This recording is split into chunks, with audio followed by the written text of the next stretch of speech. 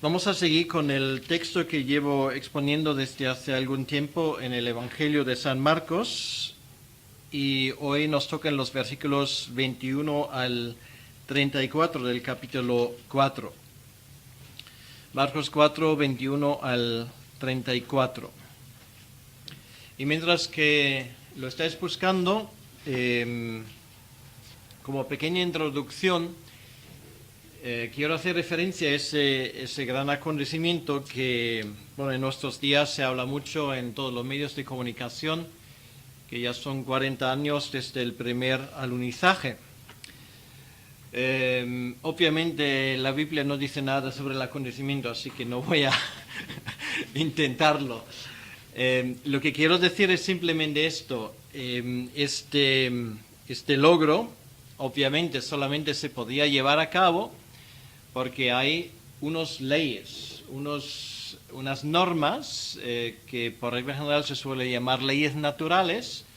Entre ellos, por ejemplo, la ley de la gravedad, pues el calcular órbitas, el calcular a qué punto hay que estar en tal momento, solamente es posible porque hay unas normas en la naturaleza, en la creación que Dios ha hecho. Nosotros solemos llamarlo las leyes naturales.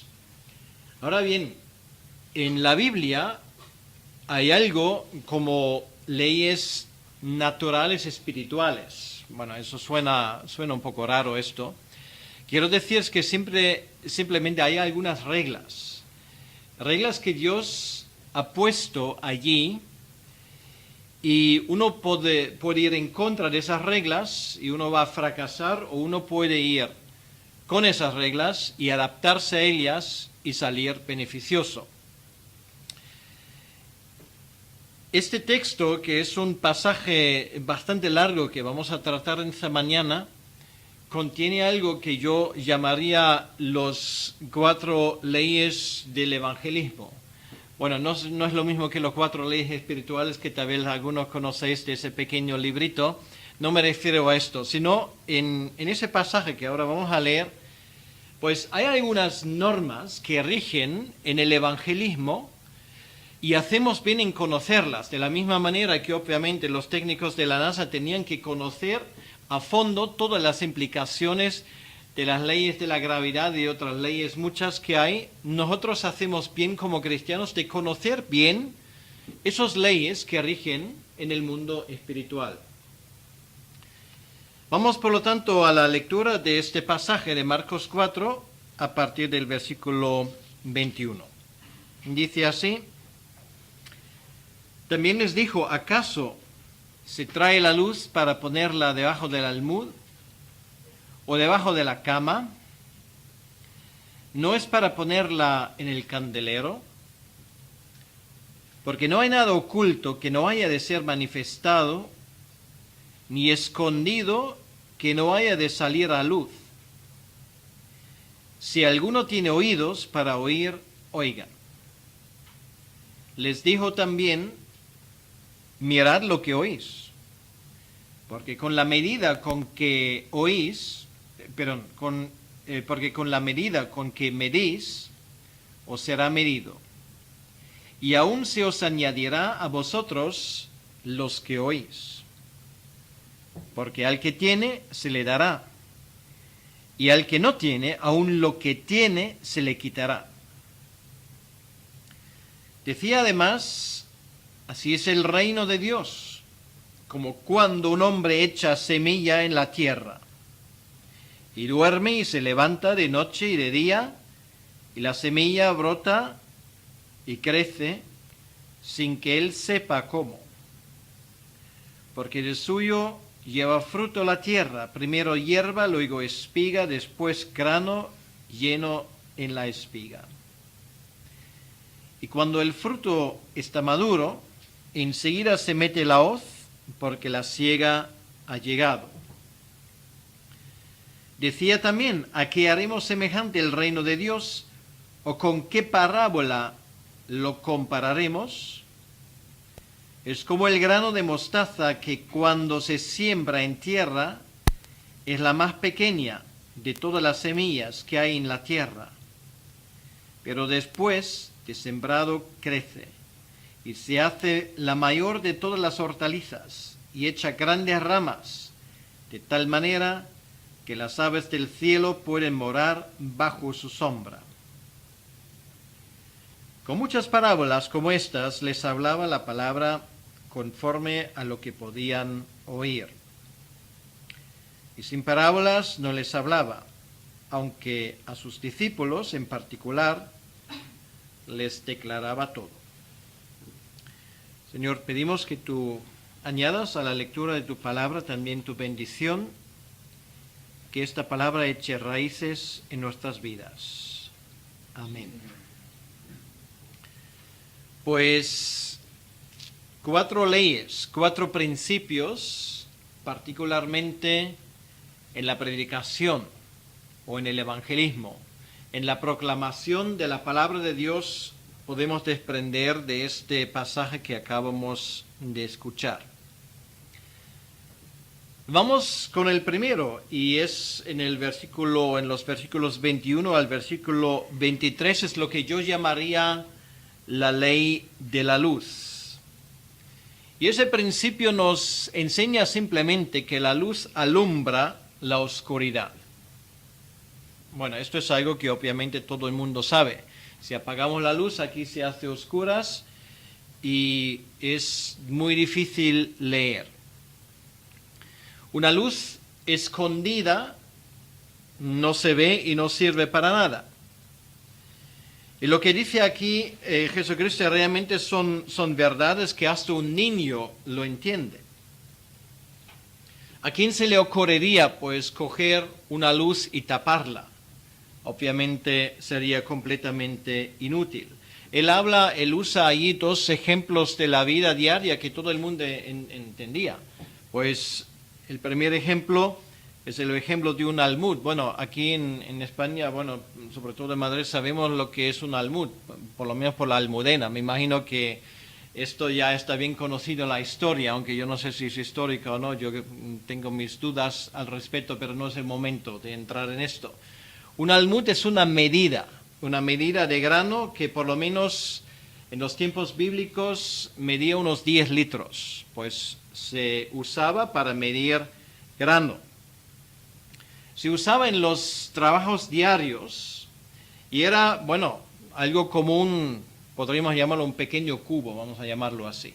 Pues obviamente a nadie en su sano juicio se le ocurriría pues encender una vela, pues ponerla en la mesa y luego pues poner el almud encima. Pues esto sería una cosa realmente absurda. Y el otro ejemplo que él pone es encender una luz y ponerlo debajo de la cama. Bueno, aparte del hecho de que sospecho de que la cama enseguida estallaría en llamas, pero aparte de eso, de nuevo, pues una luz pues no se pone debajo de la cama.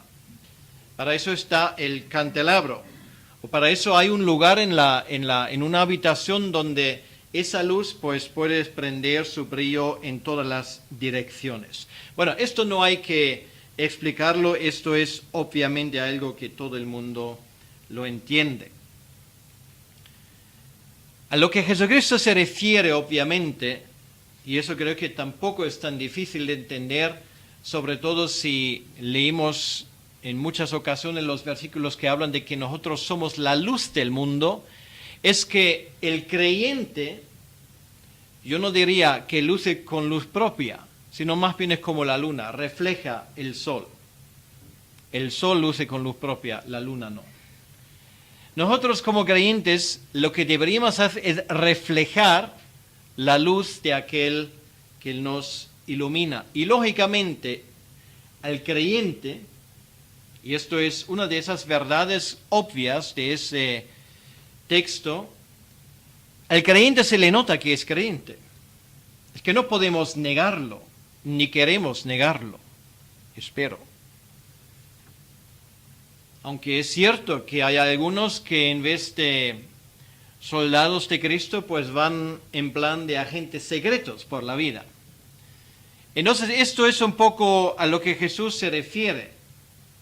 Poner su luz debajo de la cama. Hacer que no todo el mundo se entere tan fácilmente. Hay cristianos así, pero de la misma manera, dice Jesús, como va contra naturaleza y contra el sentido común de poner una luz en un lugar donde no se ve y donde no puede hacer el trabajo que se supone que tiene que hacer, de la misma manera es ilógico que un creyente pues ande por la vida desapercibido. A un creyente se le debe de notar. Y de la misma manera como a una vela no hay que poner una pegatina, yo soy una luz, porque es obvio para todo el mundo, pues al cristiano tampoco necesariamente hay que poner ahí un botón donde dice yo soy cristiano. Bueno, si alguien quiere hacerlo, pues yo no creo que pase nada, pero no es necesario, sinceramente. Porque la gente debería notarlo, tal vez no enseguida, pero después de conocerte un poco. Porque somos distintos, deberíamos serlo. Y esto es muy importante porque el mundo, y esto lo sabemos como muy tarde, desde los tiempos del profeta Isaías, porque lo dice claramente en el capítulo 60, está en tinieblas. Eso es la situación con la cual la Biblia describe lo que hay alrededor nuestro. Estamos en tinieblas. Y esas tinieblas solamente huyen o son alumbrados donde hay luz. Y la luz en la Biblia es símbolo de Dios. O por extensión, los lucecitos que lucen en ese mundo son los cristianos, la gente de Dios. Ahora, si el mundo está en tinieblas, depende de nosotros de dar un poco de brillo y un poco de luz a este mundo. Ahora, nosotros tenemos ese privilegio, para llamarlo así, de ser embajadores de Cristo, no agentes secretos, embajadores. Quiere decir, vayamos por donde vayamos, dejamos brillar nuestra luz, y para eso no hay que esforzarse. Una vela se alimenta porque se consume. No hay tanto tiempo para darle pensamiento a esto, pero piénsalo un poco. Nuestra vida se va consumiendo. Todos tenemos fecha de caducidad, como una vela. Pero el resultado de la consumición de nuestra vida es luz. Nosotros no vamos a quedarnos en la tierra para siempre, pero el tiempo que vamos a estar en esta tierra, como cristianos, queremos relucir, queremos dar luz para los demás. La gente que vive en el piso de enfrente o al lado o encima o abajo, o los que comparten contigo el trabajo, por regla general no leen la Biblia. Por lo tanto, lo que ellos ven en tu vida es para ellos lo que pueden saber de la Biblia y de esa luz que Dios nos ha mandado. Es la única forma para ellos de conocer a Dios. ¿Cómo van a saber ellos nada de Dios si no es a través de ti? Porque eres la única fuente de luz en su vida. Piensa en esto. En las tinieblas que nos rodean hay luces que brillan, y estos son los creyentes, los cristianos que conocen la verdad. Y tu vida es la Biblia que la gente va a leer y van a sacar sus conclusiones en cuanto a lo que Dios ha revelado en esta palabra. Yo espero que en algún momento os haya pasado que alguien se os ha acercado y ha dicho: escucha, yo vi algo en tu vida que me llamó la atención, a ver si me lo explicas. Bueno, admito que esto no ocurre todos los días, pero de vez en cuando debería pasar. Si nuestra vida no es distinta, si la luz no se distingue de las tinieblas, pues obviamente hay algo que falla.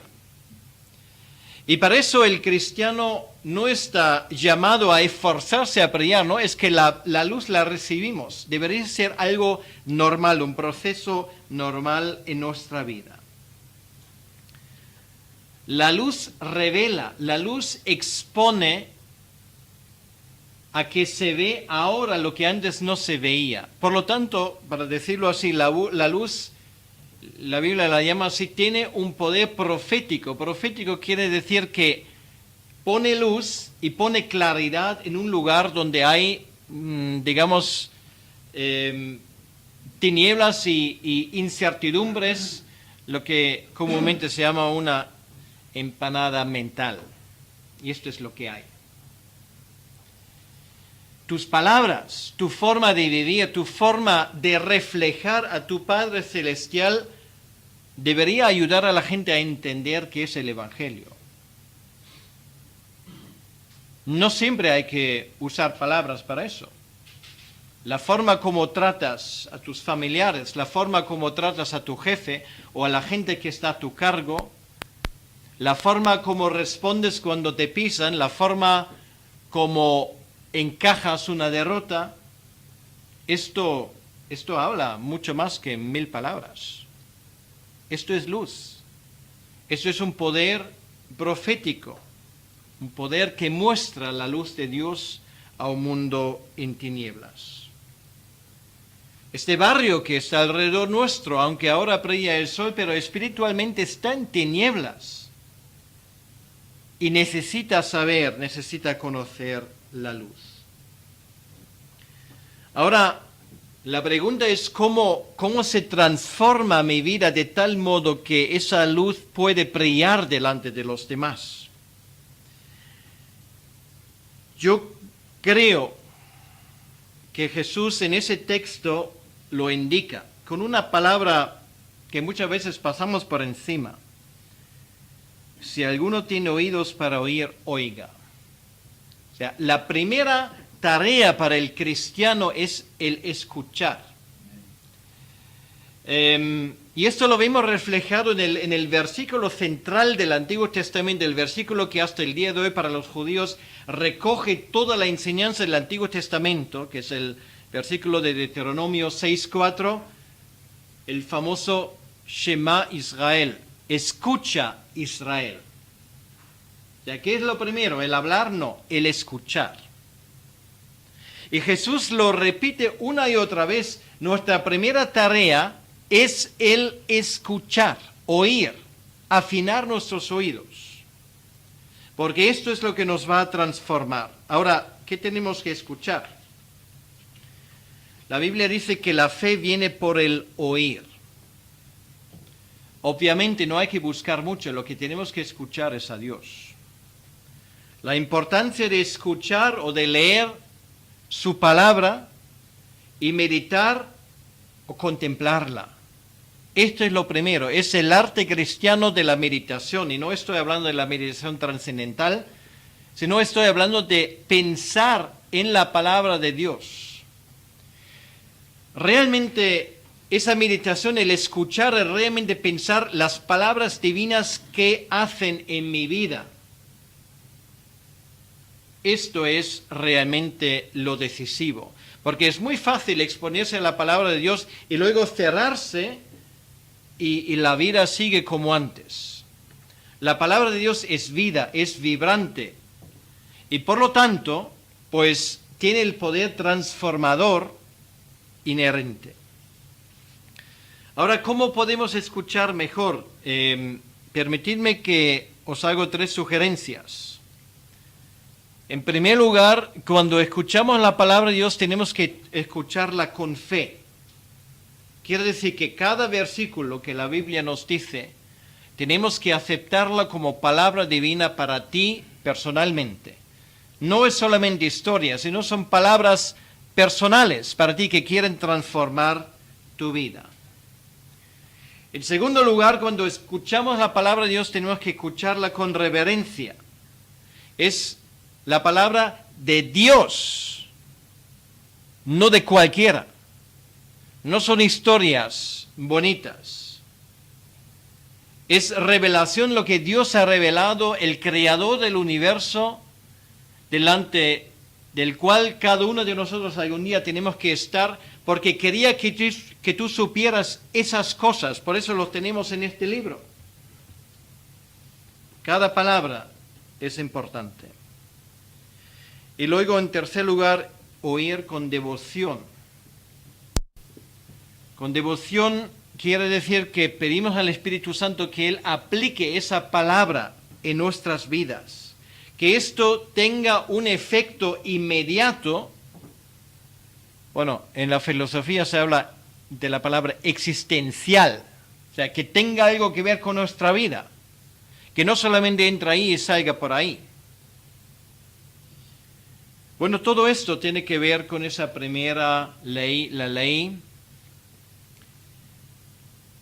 que Jesús expone en esos versículos, la ley de la luz.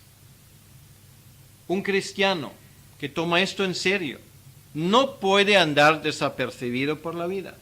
Se le nota, y se le nota enseguida.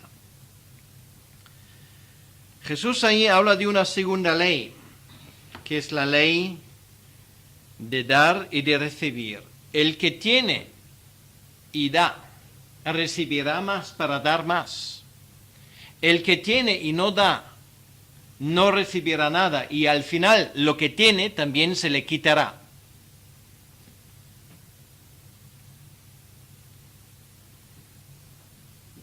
Con el escuchar bien, la cosa no se acabó.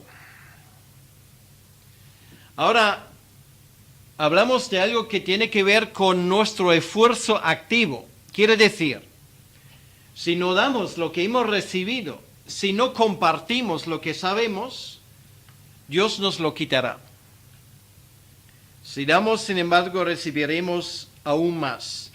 Ahora, en ese contexto, aunque Jesús habla también en otros contextos, personalmente creo que en ese contexto Él no habla en primer lugar del dinero, aunque puede ser una regla que también se puede aplicar a esto, pero en ese caso yo creo que Jesús está hablando de otra cosa, está hablando de los tesoros que Dios nos da en cuanto al conocimiento de su revelación.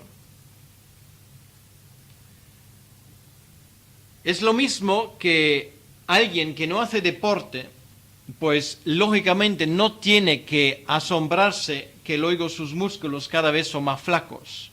El que no anda, pues lógicamente en algún momento tendrá problemas de levantarse de la cama. Ese principio del dar y de recibir, yo creo que hasta Dios lo eternizó en la misma geografía de Palestina, porque tenemos ahí dos lagos que son muy curiosos, aunque solamente les separa una distancia de 150 kilómetros, son como la noche y el día. Tenemos en el norte lo que se llama el mar de Galilea. Y el mar de Galilea es un lago de agua dulce a unos 200 metros debajo del nivel del mar, pero rebosante hasta el día de hoy de vida. Es una joya realmente, hasta tal punto de que el nivel de ese lago para el Estado de Israel es tan crucial que todos los días, como aquí escuchamos las noticias, cómo va a ser el tiempo, ahí pues van a decir cómo está el nivel de ese lago, porque es absolutamente crucial para la sobrevivencia de todo el país. Es agua dulce. Y curiosamente ese lago pues tiene una entrada y tiene una salida. Lo que entra, sale. Y a veces sale más de lo que entra, y en ese caso es un problema. Bueno, un poco más al sur tenemos el Mar Muerto. En un principio no tiene por qué haber ninguna diferencia, porque la diferencia es que el Mar Muerto pues está un poco más debajo del nivel del mar todavía, pero a diferencia del lago, del mar de Galilea, está completamente, como dice el nombre, muerto. Que no hay ni un pez, no hay nada, salvo agua tan salada que hasta los cuerpos humanos, hasta el mío, pues flotan allí en el agua, como un corcho. Pero es un lago absolutamente muerto. Y si miramos, digamos, las circunstancias que rodean este lago, nos damos cuenta que el agua entra, pero no sale. Y por por las especialidades que lo rodean, claro, lo que ocurre es que el agua que entra no tiene salida, por lo tanto evapora y queda una agua salada, estancada, imposible de generar vida. Ahora,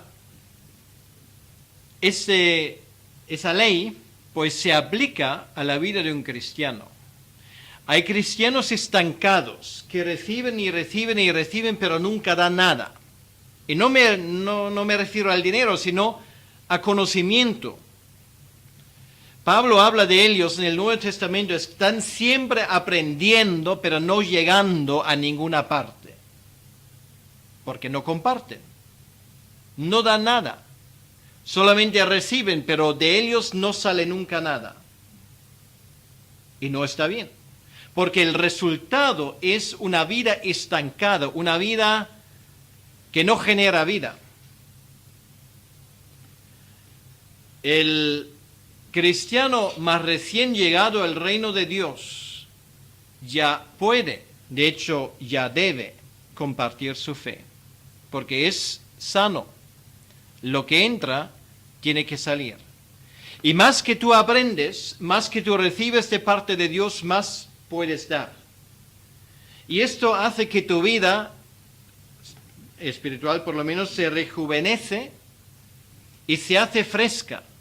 Porque, ¿para qué os sirve si yo os predico desde aquí verdades estancadas que no tienen nada que ver con la vida diaria? Tiene que ser fresca. Son las mismas verdades, pero verdades que brotan de una forma fresca, que se aplican a la vida. De la misma manera, debería ser posible de que cada uno de nosotros, de una forma diaria, esté viviendo una comunión con Dios tan estrecha que siempre tengamos algo que contar. Las cosas en nuestra vida que nos emocionan, pues lo llevamos en los labios. De lo que el corazón está llena, la boca, pues por la boca sale, pues lógicamente. Las cosas que nos interesan, de eso hablamos. Por lo tanto, si nuestra vida con Dios es una vida rica y realmente tenemos una relación con Dios de tú a tú, una relación que no solamente es teórica, sino vibrante y viva, entonces siempre tenemos algo que decir. Siempre. Es la ley de dar y de recibir. No solamente hay que adquirir conocimiento, sino también comunicarlo a los demás. Esto a veces es el problema de los seminarios. El adquirir conocimiento por adquirir conocimiento, sin darlo. Y esto nos lleva a una teología alejada de la vida diaria, a una teología que no tiene nada que ver con la frescura y con la vitalidad que es propiedad de la palabra de Dios. Cuando más atención prestamos al comunicar bien el mensaje, tanto más vamos a comprender de la Biblia. Esto es un secreto. El que no comparte, no comprende. El que comparte, comprenderá. ¿Por qué es así? Bueno, porque es una ley espiritual. Y vamos a la tercera. Ahora vamos a ver lo que pasa. No sé si alguien se acuerda, la última vez hablé del sembrador, ¿vale? Bueno, ahora lo que Jesús hace con la tercera ley, que es la ley del crecimiento continuo, Él ahora de los 4 campos, ¿os acordáis donde cayó la semilla? Él ahora coge el 4º campo. Y dice, ¿qué pasa en la vida de una persona donde esa semilla cae y empieza a crecer? Y es muy curioso lo que él habla ahora sobre esto. Y también es una ley del crecimiento, yo lo llamo por lo menos así, del crecimiento continuo. Son los versículos 26 al 29 del capítulo 4. Nos muestra la obra de Dios en un corazón abierto, quiere decir, en la vida de un creyente. Y en esos 4 versículos hay 4 verdades muy importantes. En el versículo 26 dice, así es el reino de Dios como cuando un hombre echa semilla en la tierra. En primer lugar, hace falta un sembrador. La semilla de trigo tiene que ser sembrada. La mala hierba no. Yo no conozco a nadie que siembra la mala hierba. La mala hierba está ahí. Pero el trigo, si quieres recogerlo, si quieres cosecharlo, pues tienes que sembrarlo. El corazón del hombre no se vuelve a Dios simplemente cruzando nuestras manos y a ver si Dios convierte esos corazones. Es cierto que el convertir de un corazón humano es una obra soberana de Dios, pero Dios usa vehículos. Y esos vehículos se llaman personas, cristianos, tú y yo. Hace falta la implantación de la semilla de la palabra de Dios. En Isaías capítulo 55, es el capítulo que escuchamos antes, y simplemente quiero recordar ese versículo. En el capítulo 55, en el versículo 10, dice: pero como desciende de los cielos la lluvia y la nieve, y no vuelve allá, sino que riega la tierra y la hace germinar y producir, y da semilla al que siembra y pan al que come. La palabra de Dios hace su obra en el corazón humano que la recibe. Ahora, muy importante, el sembrar es nuestra responsabilidad, el crecimiento no. Entonces, en primer lugar, dice ese versículo, hace falta un sembrador. Bueno, la pregunta obvia es para nosotros, ¿eres un sembrador? No, en serio, lo digo. ¿Cuándo fue la última vez cuando has sembrado una semilla? Es un buen ejercicio, creo yo, que no pase ningún día sin que de una o de otra manera sembremos una semilla. El que siembra poco, poco recoge.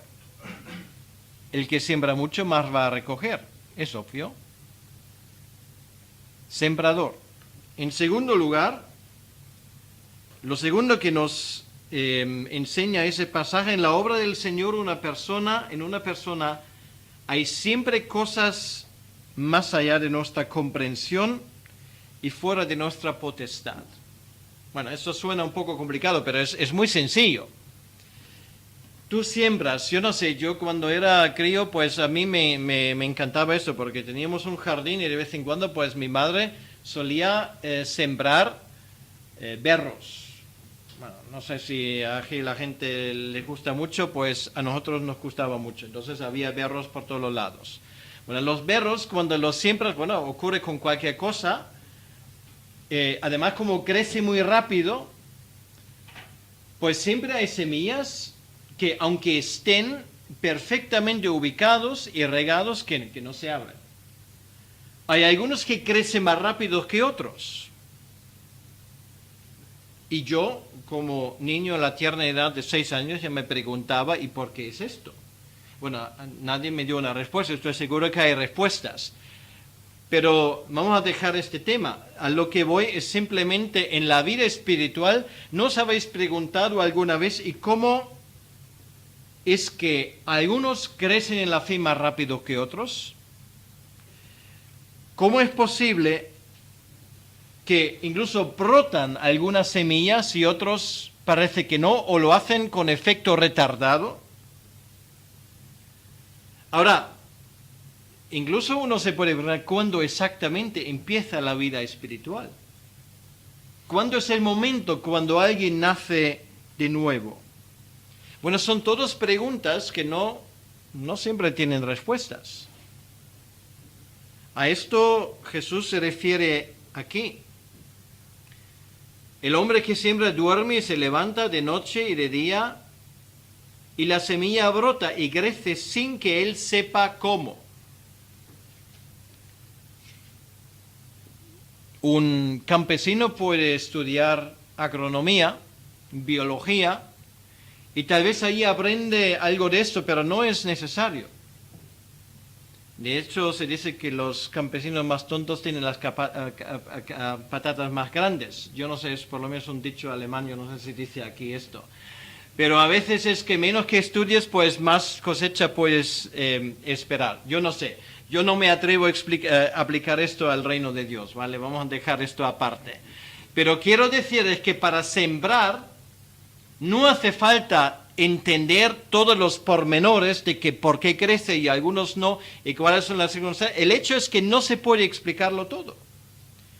Y en la vida espiritual tampoco, claro, uno puede escribir y leer tomos de teología y con todas sus profundidades entrar en los entresijos, y al final hay que decir, bueno, ahí está la soberanía de Dios y no puedo explicarlo todo. No tengo respuestas para todo. Jesús dice que esto es un secreto, ocurre, pero muchas veces sin que nadie entienda por qué. Porque crecen algunos y otros no. Porque brotan algunos más rápido que otros. Yo me puedo preguntar por qué fui yo, que yo sepa, el único en un pueblo de 800 personas que se convirtió. Pues no lo sé. No lo sé. Seguramente no porque era yo mejor que los demás. Eso está claro. No tengo respuesta a esto. Yo uno puede quedarse tan impresionado con esas preguntas que uno dice, no, es que yo quiero entender todo esto. Bueno, querido hermano, querida hermana, tenemos que llegar a un punto cuando tenemos que decir, vale, es que lo siento mucho, es que no lo entiendo, ni lo puedo explicar. Pero Dios tampoco espera que yo entienda todo. Hacemos todos los días muchísimas cosas que no entendemos, empezando con usar el coche. Es que yo no tengo ni idea de cómo funciona el coche, pero me ha llevado hasta aquí y la prueba es que estoy detrás de ese púlpito. No tengo ni idea de mecánica, ni tengo ni idea de ordenadores, sin embargo lo uso todos los días. Y no comprendo cómo Dios actúa en el corazón de un ser humano, sin embargo veo que hay gente que se convierte y cuando yo siembro, hay fruto. Con esto, queridos hermanos, vamos a contentarnos. Jesús luego dice en el versículo 28, y es el tercer punto, la vida nueva se va manifestando y desarrollando gradualmente. No es un crecimiento instantáneo. Y esto sí que es algo que nos cuesta hoy en día, que todos lo queremos tenerlo de golpe y no nos gusta esperar. Nos gustaría que cuando alguien se convierta, pues enseguida pues todo funcione. O cuando nosotros queremos saber las cosas, pero saberlos ya. Alguien ha dicho que la naturaleza no hace nada a saltos y Dios por regla general tampoco. Primero viene la hoja, luego la espiga y al final el grano formado en la espiga. Es un proceso. Jesús lo describe aquí. De hecho, dice aquí, porque de suyo lleva fruto la tierra. Es una palabra muy curiosa que todos lo conocemos y lo vemos en el original griego. Es la palabra de ahí viene la palabra automáticamente. Automáticamente crece esto. ¿Cómo? Es que no lo sé, pero funciona. Uno se puede preguntar, ¿cómo es posible que un corazón humano más duro que la piedra de repente cambia y de personas como de un Saulo de Tarso de repente brota un Pablo? ¿Cómo se explica ese cambio? Esto para el mundo es completamente incomprensible y si somos sinceros, es incomprensible porque no tiene explicación. Hay personas que se convierten de una manera y otros se convierten de otra manera. Para algunos ellos te pueden decir la hora y la fecha exacta y otros pues no lo saben. ¿Cómo explicamos esto? No lo sabemos. El hecho es que hay gente que se convierte. Hay cambios en la vida. Y esto habla del poder tan tremendo que nuestro Dios tiene porque no hay una cosa más resistente en el universo que un corazón humano. Ayer precisamente, porque por eso hablo en esta manera tanto de la luna, porque todavía lo tengo bastante fresco en mi mente. Estaba viendo un programa donde se hizo un análisis de las 12 personas que pisaron la luna. Es muy curioso. En la inmensa mayoría de 12, pues son 10. Sus vidas, pues, son lo que podrías decirlo humanamente un fracaso. Algunos llegaron a ser alcohólicos, pues otros se divorciaron hasta 3 veces. Casi todo el mundo, de hecho, uno de los astronautas dice que cuando estaba en la Luna lo que sentía era un gran vacío interior. Sin embargo, había algunos, 2 que yo sepa, uno ya estaba convertido antes y el otro se convirtió después. Y uno dice que es precisamente la impresión que tenía ahí de estar tan cerca con Dios cuando estaba tocando una roca lunar, que algo cambió en su vida. Entonces te pregunto, ¿y por qué no habrá pasado esto con los otros 11? Pues no lo sabemos.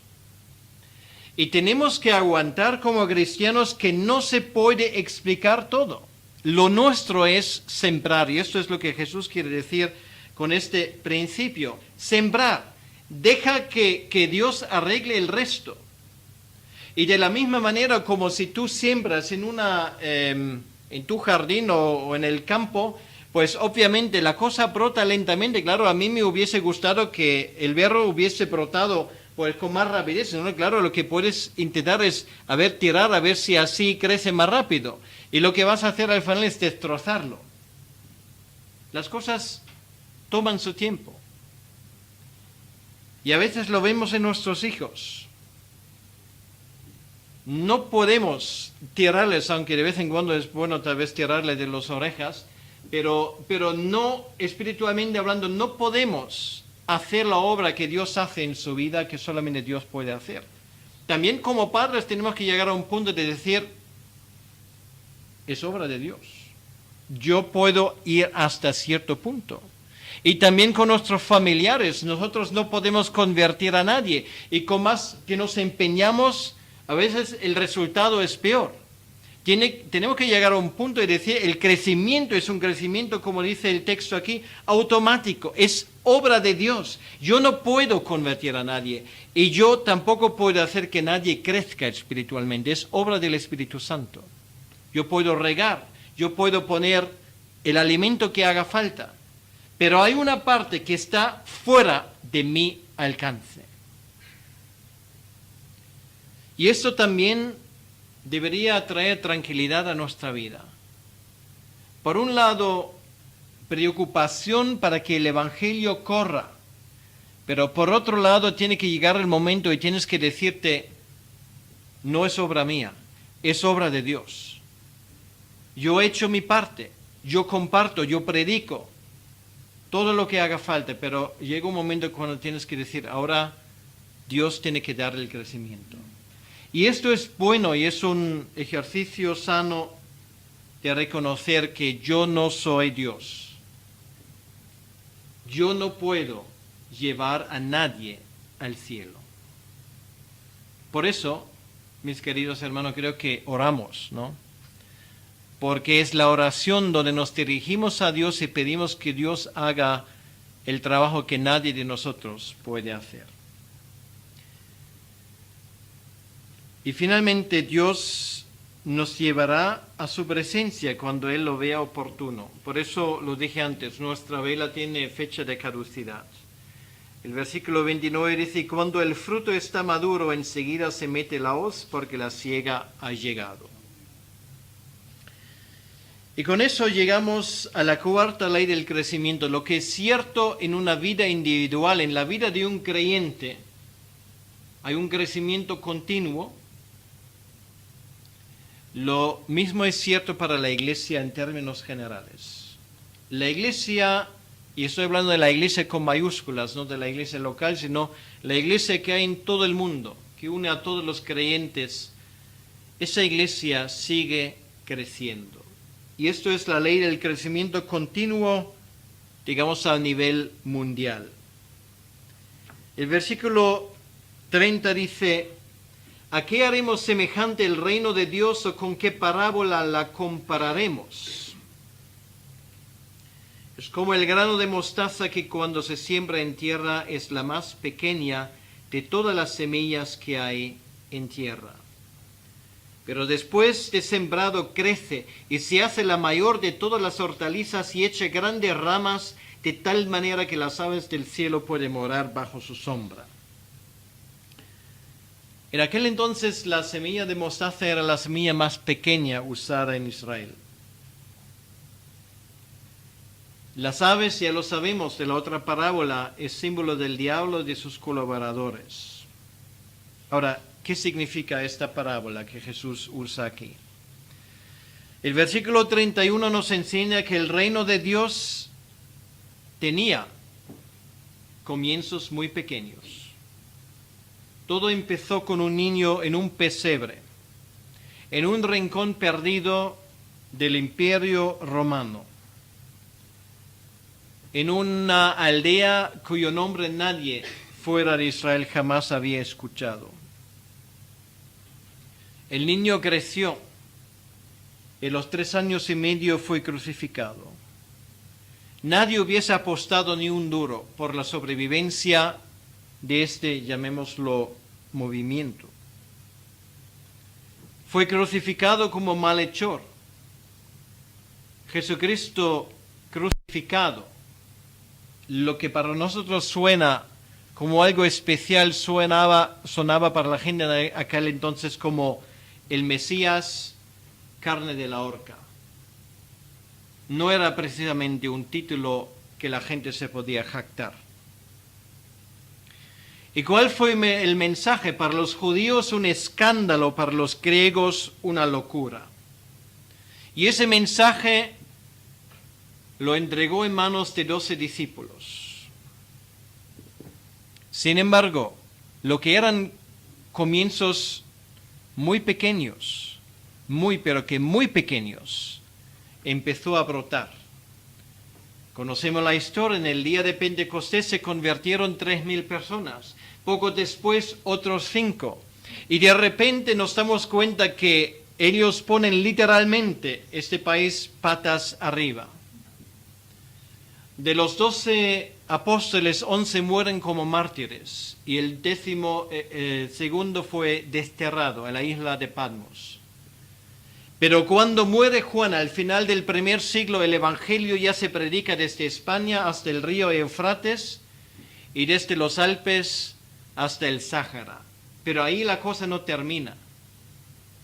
Ya al final del segundo siglo, incluso antes de que el Imperio Romano oficialmente se rinde ante los cristianos, el primer reino del mundo, el reino de Armenia, oficialmente se hace cristiano.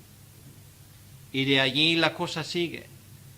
Todos conocemos la historia del Imperio Romano. Todavía había un emperador poco antes de que el emperador Constantino declarase libertad de religión en su reino. El emperador Diocleciano, cuyo reinado fue uno de los más crueles en el Imperio Romano. Y finalmente, cuando Diocleciano muere en su lecho de muerte, dicen que levantó su puño hacia el cielo y dijo: así que finalmente tú también me vences, Galileo. Y así la historia sigue. El Imperio Romano se hace cristiano. Emisarios con el mensaje cristiano pues entran en el norte de Europa, llegan a Asia. Y bueno, todos podríamos hablar de ese tema con bastante detalle. No todo es tan negativo como hoy en día muchas veces se nos hace creer. Y finalmente llegamos al siglo XXI. Bueno, ya en el siglo XX, el reino de Dios visible, la iglesia en la tierra, ha crecido a un ritmo jamás conocido. Mientras que hablamos aquí y escuchamos este sermón, no hay ni un solo país en el mundo, ni uno solo, donde hoy por hoy no se predique el Evangelio. Amén. No hay ni un solo país donde hoy por hoy no haya cristianos. Incluso en un país como Arabia Saudita se dice que hay decenas de miles de personas que clandestinamente ven uno de los 4 o 5 programas que les llega a sus hogares a través de la televisión por satélite. En todos los lugares, en todos los rincones. Después de la caída del telón de acero nos dimos cuenta que hasta en la misma central del KGB había un grupo de oración. ¿Quién lo hubiese pensado? Y así es el reino de Dios. Perseguido, eso sí, porque en el siglo XX murieron más personas por causa de su fe que en 19 siglos anteriores juntos. Muy perseguidos, pero jamás aplastados. Y más que aumenta la persecución, más aumenta ese árbol. Ese árbol que finalmente, y ahora después de 20 siglos, ha alcanzado una estatura considerable. Aunque parece mentira para los que vivimos en Europa, en muchas partes del mundo el cristianismo está muy de moda. Y más que de moda, hay auténticos movimientos donde la gente se convierte al Evangelio y se convierte en grandes números. Podría contaros historias de Cuba, que es el país que mejor conozco, pero cualquier país latinoamericano realmente vale para esto. Podríamos hablar de cualquier país africano. En cualquier país africano, tal vez exceptuando los del Magreb, en porcentajes hay más creyentes que en cualquier país europeo. Esto es la cruda y la pura realidad. El reino de Dios sigue creciendo lentamente, pero sigue creciendo. Y nosotros podemos estar orgullosos de pertenecer a un movimiento divino que jamás será parado. Y finalmente ese árbol, como dice aquí, será un árbol grande. Esto es la historia del crecimiento individual y del crecimiento de la Iglesia. Y algún día nos daremos cuenta delante del trono de Dios, como dice el libro de Apocalipsis, que habrá una inmensa multitud, no habrá pocos en el cielo, una inmensa multitud de gente de todas las naciones, de todas las lenguas, de todos los rincones de este mundo, que estarán allí reunidos alabando al Cordero y alabando al Padre. Esto es la realidad. En esto estamos. En este momento se están convirtiendo gente en los 5 continentes. El Evangelio se abre camino. Y yo personalmente, si me permitís esa pequeña nota muy personal, tengo todavía mucha esperanza también por Europa. Europa será un continente que o muere en sus pecados terribles que están cometiendo, o habrá un avivamiento, una segunda reforma, un hambre y una sed para realmente escuchar la palabra de Dios como jamás la hemos visto aquí. Una de esas dos cosas, o la muerte o la vida en Cristo. Yo espero que sea lo segundo. Yo espero y me gustaría ver también en este viejo continente otra vez las iglesias llenas. Me gustaría ver esos grandes catedrales que tenemos en el centro y el norte de Europa, que en su momento fueron baluartes y faros de la verdad llenos de personas. Me gustaría ver de nuevo aquí en España un auténtico avivamiento, un auténtico buscar de Dios, no solamente superficial, sino realmente algo que brote desde el más profundo del corazón. ¿Y por qué no? ¿Y por qué no? Porque nuestro Dios al fin y al cabo es un Dios todopoderoso y además un Dios que puede cambiar el corazón humano, cosa que ni yo, ni tú, ni nadie puede hacer. Y precisamente porque tenemos un Dios soberano, un Dios que puede con todo y con cualquier corazón humano, por eso tengo esperanza.